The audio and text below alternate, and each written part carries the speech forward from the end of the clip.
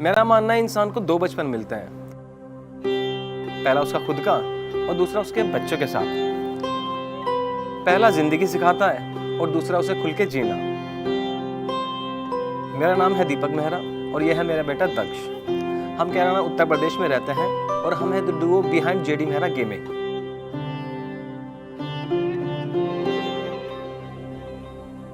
आज से करीब 35 साल पहले मैं, मेरे 3 भाई, मम्मी पापा और एक बहन एक ही कमरे में रहते थे। भैया की शादी के बाद हमने भैया और भाभी के लिए उसी कमरे में एक कपड़े से पार्टीशन अलग बना दिया था। एक शादीशुदा जोड़े के लिए बहुत मुश्किल होता है इस तरह से रहना। यही सब सोच के पापा ने अपने आप को दुकान पर शिफ्ट कर दिया था। पापा के अंदर कुछ थोड़ा सा अल्कोहल को लेके थोड़ा बहुत एक गलत आदत सी थी।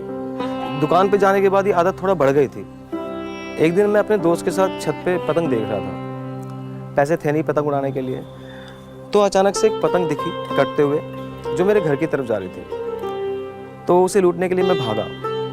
तो जैसे ही मैं घर से बाहर निकला दोस्त के, तो कुछ लोगों ने बोला कि दीपक भाग। जैसे ही मैं गली में घुसा तो वहाँ पे भीड़ लगी हुई थी। जैसे ही मैं भीड़ को पार करके पतंग को लूटने के लिए आगे बढ़ा, सामने पापा की डेड बॉडी पड़ी हुई थी। पापा का लीवर फेल हो गया था। जब पापा का देहांत हुआ तो उस वक्त मैं तकरीबन 6-7 साल का था। उनके जाने के बाद हालत बहुत ख़राब हो जाती है, खाने के लिए भी कुछ नहीं होता। एक दिन मम्मी रो रही थी। मुझे लगा शायद भूख की वजह से रो रही हैं।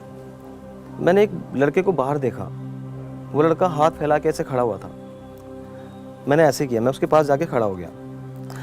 जैसे मैंने हाथ फैलाए तो अचानक से मम्मी आई और मुझे पकड़ के सीधा घर के अंदर ले गई और मुझे समझाया कि ज़िंदगी में ऐसी हरकत कभी मत करना, हिम्मत रखना और मेहनत करके कमाना। थोड़ा बड़ा हुआ तो मम्मी ने मुझे दीदी और जीजा जी के पास भेज दिया, टिहरी गढ़वाल में। वहाँ पे मेरे अंदर का क्रिकेटर बाहर निकला। सब लोग मुझे लिटिल मास्टर बोलते थे। कुछ टाइम के बाद 9th 10th में एक बड़ा टूर्नामेंट में खेल रहा था। उस टूर्नामेंट में मैंने लगातार 4 50s लगा दी। तो एक कोच की नज़र मेरे ऊपर पड़ी और मुझे अपने पास बुलाया। बोला कि बहुत अच्छी बैटिंग है तुम्हारी। तो उन्होंने बोला कि मुझे अपना 1 साल दे दे और मैं तेरे को सीधा अंडर 19 में तेरा सिलेक्शन करवा दूँगा। तो मैं उस वक्त बहुत खुश हुआ और भैया को बताया। फाइनेंशियल कंडीशन थोड़ा हल्की होने की वजह से भैया ने मना कर दिया। मुझे लगा कि एक तरह से सपना टूट गया था। उसके बाद मैंने ये सब छोड़ दिया, क्रिकेट वगैरह छोड़ दिया और पढ़ाई पे ध्यान देने लगा। बीकॉम सेकेंड ईयर में मैंने अपनी सबसे पहली जॉब पकड़ी, सेल्स एग्जीक्यूटिव की।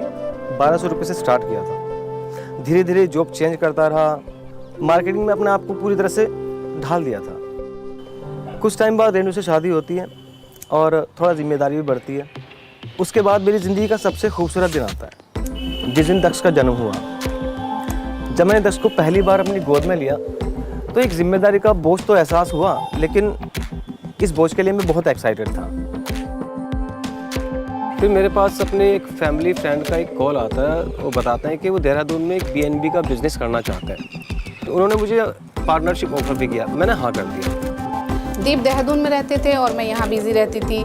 दक्ष स्कूल से घर, काफ़ी इसकी पढ़ाई थोड़ी लो चल रही थी। उस वक्त रेनू के पास दक्ष के स्कूल से कंप्लेन आती है कि दक्ष काफ़ी टाइम से अपना होमवर्क नहीं कर रहा है। रेनू दक्ष की लंका लगानी शुरू कर देती है। तो मैं इसको डांट रही थी कि क्या करोगे, क्या नहीं करोगे, कैसे करोगे और क्या बनोगे लाइफ में। तब दक्ष एक धीमी सी आवाज़ में बोलता है, मुझे यूट्यूबर बनना है। उस टाइम मेरे पास फ़ोन भी नहीं था, लेकिन मैं मौसी के फ़ोन में फ्री फायर मैक्स खेला करता था। मेरा गेम अच्छा था, लोग बोलते थे ओपी, तो मैंने सोचा सब लोग मेरा गेम देखें। उस टाइम बाकी यूट्यूबर्स को देखता था, 2 साइड गेमर, आदि टैग, तो लगता था ये फन है। उनके जैसा बनने का मन था। एक्चुअली उस टाइम मुझे बिल्कुल समझ में नहीं आया कि यूट्यूब आखिर होता क्या है। यूट्यूब से पैसा कमाना तो बहुत दूर की बात है। लेकिन दक्ष ने पहली बार सामने से अपना सपना कुछ शेयर किया था हम लोगों के साथ में, तो मुझे ऐसा भी लगा कि मैंने दक्ष में अपने आप का, अपना खुद का बचपन देखा। तो मैंने दक्ष से पूछा, बेटा